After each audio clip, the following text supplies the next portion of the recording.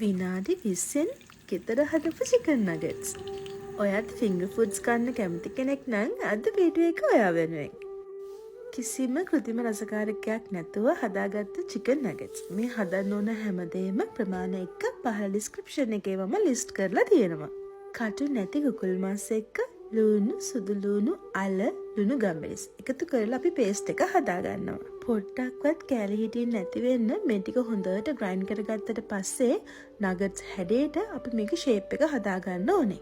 paste එක අතේ ඇලවෙන නිසා nugget shape එක හදනකොට අත් එකට පොල් තෙල් ටිකක් ගාගෙන ඔයාලට shape එක හදාගන්න පුළුවන්. ඊළඟට shape කරගත්ත nuggets එහෙම් පිටින්ම පාන් කුඩු වල තවරගන්න.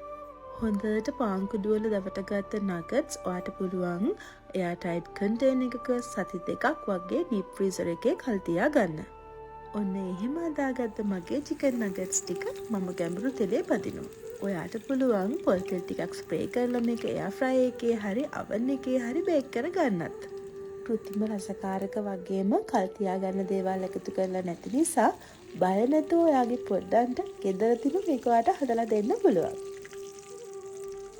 දැන් රස බලන වෙලාව. ඔයත් රස බලලා මටත් කියන්න. මගේ වීඩියෝ බලලා ලයික් කරලා කමෙන්ට් කරන ඔයාට ගොඩක් ස්තුතියි. ගෙහින් එන්නම්. සුබ දවසක්.